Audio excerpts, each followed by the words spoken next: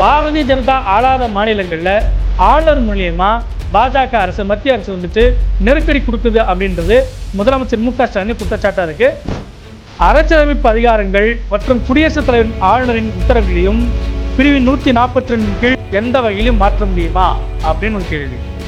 ஒரு மசோதா சட்டமாக மாறுவதற்கு முன்பு நீதிமன்றங்கள் எந்த வகையிலும் அதன் உள்ளடக்கங்கள் மீது தீர்ப்பை மேற்கொள்ள அனுமதிக்கப்படுகிறதா? நீதிமன்றத்துக்கே இந்த ரைட்டுக்காக ஒரு பிரச்சனை இதோடைய குழு. இப்போ 3 மாதம் நம்ம காலக்கெடு, அதுக்கு இந்த மசோதாக்கெல்லாம் எழுதி போட்டு அனுப்புகிற வழியை பாருங்க. ஆனால் அதுக்கே நீங்கள் எப்படி போட முடியும் அந்த உத்தரவை அப்படின்ற கேள்வியை குடியரசுத் தலைவர் மூலியமா மத்திய அரசு எழுப்பியிருக்கின்றப்போ இந்த விவகாரம் திருப்பியும் முதல்ல ஆரம்பிக்குதா? டிஎன் டாக்ஸ் நேயர்களுக்கு வணக்கம். நான் உங்கள் அரவிந்த்குமார். இன்றைய தினம் நான் எடுத்துக்கொள்ளக்கூடிய ஒரு முக்கியமான விஷயம், குடியரசுத் தலைவர் உச்சநீதிமன்றத்தை நோக்கி எழுப்பியுள்ள முக்கியமான 14 கேள்விகள் தொடர்பாகத்தான். இந்திய அரசியல் சாசனம் மிக முக்கியமான ஒரு காலகட்டத்தில் இருக்குது. அரசியல் சாசனத்தை மத்திய அரசு மதிக்கவே இல்லை என்று எதிர்க்கட்சிகள் குற்றம் சாட்டக்கூடிய சூழ்நிலையில் மத்திய அரசும் மாநில அரசும் இணைந்து செயலாற்ற வேண்டிய தருணத்தில் யாருக்கு அதிகாரம், யாருடைய அதிகார பகிர்வை யார் மீறுகிறார்கள் இப்படின்ற பல அடிப்படை கேள்விகளை இந்த குடியரசுத் தலைவருடைய கடிதம் எழுப்பியிருக்கு.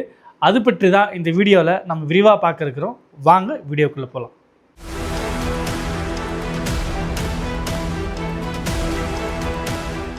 தமிழக ஆளுநராக RN ரவி பொறுப்பேற்ற பிறகு மாநில அரசுக்கும் கிண்டியில் உள்ள ராஜ்பவன் மாளிகைக்குமான இடையிலான அந்த நட்பு இல்லாட்டி அந்த உறவு என்பது ரொம்பவும் முள்ளால் தைக்கப்பட்ட ஒரு பாதையாகத்தான் இருக்குது.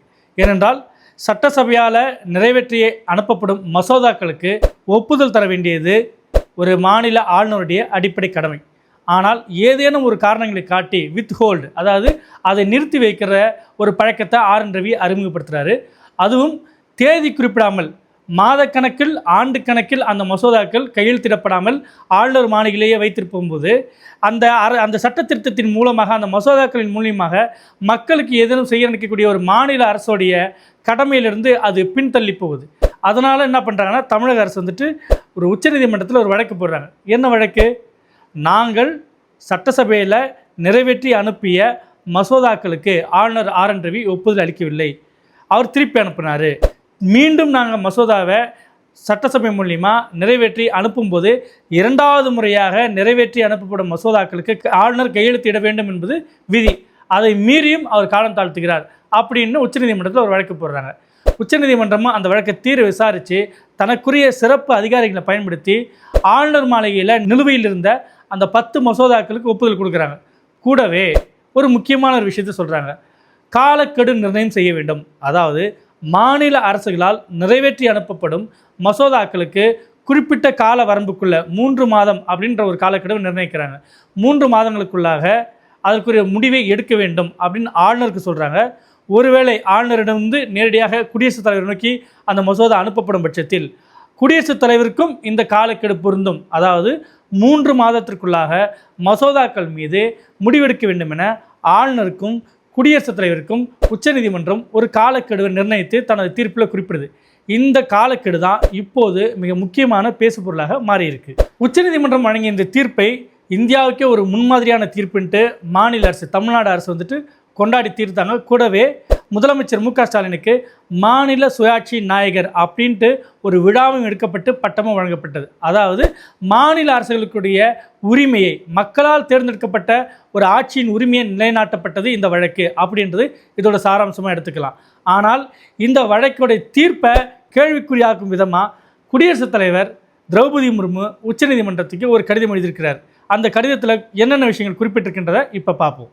ஆளுநருக்கு கால வரம்பு நிர்ணயிக்க முடியுமா என உச்சநீதிமன்றத்திடம் குடியரசுத் தலைவர் ஒரு 14 கேள்விகள் அடங்கிய ஒரு கடிதத்தை அனுப்பியிருக்கிறாங்க இல்லையா? அது முக்கியமான அந்த 14 கேள்விகள் என்னன்றது இப்போ நம்ம பார்ப்போம். அதாவது சட்டப்பிரிவு 200 கீழ் ஒரு மசோதா ஆளுநரிடம் சமர்ப்பிக்கப்படும் போது அவருக்கு முன் உள்ள அரசியலமைப்பு விருப்பங்கள் என்னென்ன? இது முதலாவது கேள்வியை கேட்குறாங்க. அதே போல் அடுத்து, ஒரு மசோதா ஆளுநர் முன் சமர்ப்பிக்கப்படும் போது அவருக்கு இருக்கும் அனைத்து அரசியலமைப்பு விருப்பங்களையும் செயல்படுத்தும் போது அமைச்சரவையால் வழங்கப்படும் ஆலோசனைக்கு ஆளுநர் கட்டுப்பட்டவரா அப்படின்றது 2வது கேள்வி. சட்டப்பிரிவு 200 கீழ் ஆளுநரின் அரசியலமைப்பு விருப்பு உரிமை நியாயப்படுத்தத்தக்கதா? 3வது கேள்வி. சட்டப்பிரிவு 200 கீழ் ஒரு ஆளுநரின் நடவடிக்கைகள் தொடர்பாக நீதித்துறை மறு ஆய்வுக்கு பிரிவு 361 ஒரு முழுமையான தடையாக இருக்குமா? இது 4வது கேள்வி கேட்குறாங்க. அரசியலமைப்பு ரீதியாக நிர்ணயிக்கப்பட்ட காலக்கெடு மற்றும் ஆளுநரின் அதிகாரங்களை பயன்படுத்தும் முறை இல்லாத நிலையில் சட்டப்பிரிவு 200 கீழ் உள்ள அனைத்து அதிகாரங்களையும் ஆளுநரால் பயன்படுத்துவதற்காக நீதித்துறை உத்தரவுகள் மூலம் காலக்கெடு விதிக்கப்பட்டு செயல்படுத்தும் முறையை பரிந்துரைக்க முடியுமா அப்படின்னு ஒரு கேள்வி கேட்குறாங்க. அதாவது மாநில அரசுகள் கலைக்கப்படும் பட்சத்தில் என்ன மாதிரி நடவடிக்கை என்பது இந்த கேள்வியோட ஒரு சுருக்கமான ஒரு வடிவம். அடுத்ததா பிரிவு 201 கீழ் சட்டப்பிரிவு 201 கீழ் குடியரசுத் தலைவரால் அரசியலமைப்பு விருப்புரிமையை பயன்படுத்துவது நியாயப்படுத்தத்தக்கதா?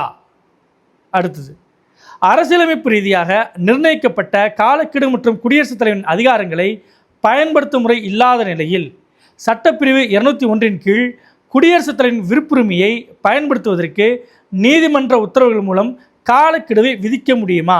செயல்படுத்தும் முறை பரிந்துரைக்கப்படுமா அப்படின்னு ஒரு கேள்வி எழுப்புறாங்க. அடுத்ததா ஆளுநர் ஒரு மசோதாவை குடியரசுத் தலைவரின் ஒப்புதலுக்காக ஒதுக்கும் போது சட்டப்பிரிவு 143 கீழ் உச்சநீதிமன்றத்தின் ஆலோசனையை பெறவும் உச்சநீதிமன்றத்தின் கருத்தை பெறவும் குடியரசுத் தலைவர் கடமைப்பட்டவரா அப்படின்னு ஒரு ஐயத்தை எழுப்புறாங்க.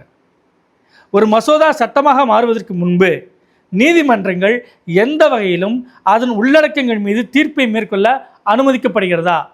நீதிமன்றத்துக்கே இதுக்கு ரைட்ஸ் இருக்கான்ற ஒரு கொஸ்டின் தான் இதோடைய பொருள்.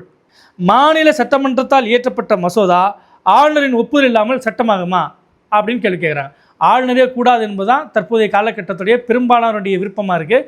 ஆனால் ஆளுநருடைய ஒப்புதல் இல்லாமல் சட்டமாக்க முடியுமான்ற கேள்வியை குடியரசுத் தலைவரே கேட்டிருக்கிறாங்க. சட்டப்பிரிவு 145 உட்பிரிவு 3 படி எந்த ஒரு உச்சநீதிமன்ற அமர்வும் அரசியலமைப்பின் விளக்கம் குறித்த கணிசமான சட்ட கேள்விகளை உள்ளடக்கியதா என்பதை முதலில் முடிவு செய்து குறைந்தபட்சம் 5 நீதிபதிகள் கொண்ட அமர்வுக்கு அதை அனுப்புவது கட்டாயமில்லையா? அதாவது தமிழக அரசு தொடர்ந்த வழக்கில் 2 நபர் நீதிபதிகள் தான் தீர்ப்பு வழங்கினாங்க. அப்படி இருக்கும்போது இத்தகைய அரசியலமைப்பு சட்டங்களில் வழக்குகளை 5 நீதிபதிகள் கொண்ட அமர்வுக்கு தானே போகணும், நீங்கள் எப்படி பண்ணலாம் அப்படின்றது இன்னொரு கேள்வியை அதை எடுத்துக்கலாம். சட்டப்பிரிவு 131 கீழ் வழக்கு தொடர்வதை தவிர மத்திய அரசுக்கும் மாநில அரசுக்கும் இடையிலான மோதல்களை தீர்ப்பதற்கு உச்சநீதிமன்றத்தின் வேறு எந்த அதிகார வரம்பையும் அரசியலமைப்பு சட்டம் தடை செய்கிறதா? மத்திய அரசு மாநில அரசு சண்டை போட்டால் நீங்கள் என்னத்துக்கு ரொம்ப தேவையில்லாமல் உள்ள நினைக்கிறீங்கன்றது இதோட இன்னொரு உட்பொருளாக நம்ம எடுத்துக்கலாம். அரசியலமைப்பு அதிகாரங்கள் மற்றும் குடியரசுத் தலைவரின் ஆளுநரின் உத்தரவுகளையும் பிரிவு 142 கீழ் எந்த வகையிலும் மாற்ற முடியுமா அப்படின்னு ஒரு கேள்வி.